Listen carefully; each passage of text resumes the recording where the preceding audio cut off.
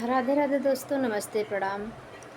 आप सबसे आशीर्वाद कामना करी था और आप सबके जीवन मंगलमय कामना करत है। आज बहुत प्यारा से दर्द भरा गीत लेके आई है और आप लोग प्लीज़ अपनी सहमति ज़रूर बताना। हमारे देश के लिए, अपने देश के लिए हमारे सीआरपीएफ वाले सभी भैया लोग इतना सुरक्षा करते हैं, उनके साथ इतनी बड़ी साजिश रची गई।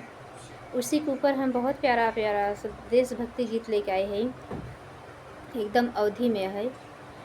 और फुल वाच के सुना जही, बहुत बड़ा नहीं, छोटे से हम अपने से बनाए हैं। बताओ जही कि आप सबके कैसे लगा। देर न करते हुए गीत को सुनावे चलते हैं। और वहाँ सभी सीआरपीएफ भैया लोग के लिए सत सत नमन, दिल से नमन करत है बहन। धन धन धन माई हैं कि ऐसे नहीं से लाल पैदा की हैं भैया लोग से, दिल से सत सत नमन कि ऐसे देशवासी में ऐसे लाल पैदा करे के लिए वह माई के कोटि कोटि नमन, वह पिता के आशीर्वाद के लिए कामना करते हैं आप सबसे। आप सब ऐसा लाल पैदा किहिन कि हमारे भैया हरन गए तो लौट के नहीं आए, अपने देश के लिए कुर्बान हो गए और उनके साथ बहुत बड़ी साजिश रची गई। नहीं तो ऐसे तो धोखा ना हो सकत। देर न करते हुए गीत को सुनावे चलते हैं। आप लोग ज़रूर बताएं कि हमारे गाने में आपको अपने गाने के माध्यम से आप तक पहुँचावे चाहते हैं हमारा गाना कैसे लगा, और कमेंट में बताओ जहीं, ज़रूर भूलत न चाहिए। अपन प्यार दुलार हमारे चैनल भरपूर दे जहीं। राधे राधे, जय भारत माता की, भारत माता की जय। धन्य धन्य हैन ओ माई जे ऐसन लाल जनमाइने हो। धन्य धन्य हैन उस माई जे ऐसन लाल जनमाए हो। अपने देश खातिर दिहे कुर्बानी, बॉर्डर पे शहीद भये हो। अपने देशवा खातिर भैले कुर्बान, सीआरपीएफ भैया शहीद भैले हों। नहीं जाने इतनी बड़ी साजिश न भैया लोग कुर्बान होते हो। नहीं उजरत माई के कोखिया, लालन घरवाया तेनी हो। नहीं उजरत माई का कोखिया, लालन घरवाया तेनी हो। जाय लागेन जब लाल बॉर्डर पे त माई के चरण छुए हो।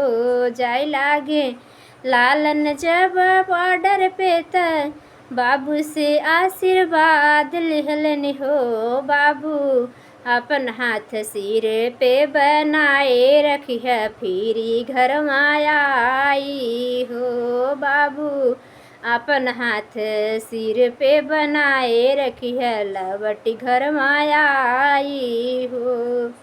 माई आपन अचरा के छैया, हरदम हमके रखियू हो। माई दिहु अपन आशीर्वाद की, फिरी गोदिया माई हो। माई दिहु अपन माई आशीर्वाद वाला, वटी गोदिया में आई हो। माई जे दीही आशीर्वाद हो, बाबू जे आशीर्वाद दीहे हो। भैया ऐसे हो नहार तू बनल रह, देशवा सुरक्षित रख हो। लाल सारी मेहनतिया तो हरी कामयाब होई, हमर जियरा गद गद होई हो। लाल देशवा के रखी है सुरक्षित, ई है आशीर्वाद बाटे हो। नाही जानिन माई और बाबू की, ललना घरे नाही आई है हो। नाही जानी माई और बाबू कि ललना घरे नाही आई है हो। लालन धोखा वैसे कि है धोखा दड़िया, दुश्मन माँ साजिश रची दिहले हो नाही जाननी है। CRPF वाले भैया की सब लोग शहीद भये हो। संगमई हो 26 घर उजारी गए, माई बाबू कलजत बाटे हो। संगमई में 26 घर उजारी गए, माई बाबू कलजत बाटे हो।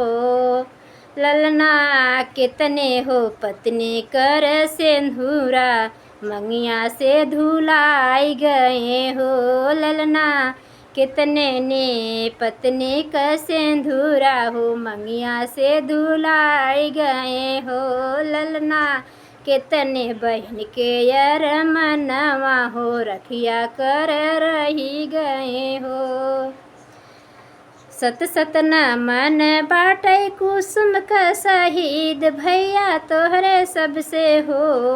सत सत नमन बाटे कुसुम का शहीद भैया तोहरे से हो। सब शहीदन भैया के हो परिवार से, चरण छू आशीर्वाद ले हो। ऐसन माई और बाबू के चरण में हो, कोटि कोटि प्रणाम बाटे हो। ऐसन माई और बाबू के चरण में हो, कोटि कोटि प्रणाम बाटे हो। एक अर्जी बा कुसुम की प्रधानमंत्री और उप गृह मंत्री से, अपने देशवा के सुरक्षित रखी है। और घरवा के उनके ख्याल करी है हो। उनकर माई और बहिनी और हमार बहिनिया सदा उनकर ध्यान धरी है हो। उनके बलिदान कजी की है एक नौर है तो से अर्जी बाटे हो। उनके बलिदान के न की है एक नौर की तो से ई है अर्जी बाटे हो। योगी आदित्यनाथ और मोदी जी से ई है हो अर्जी बाटे हो। अपने देशवा के रखी है तुमान की, उनके घरवा ख्याल करी है हो।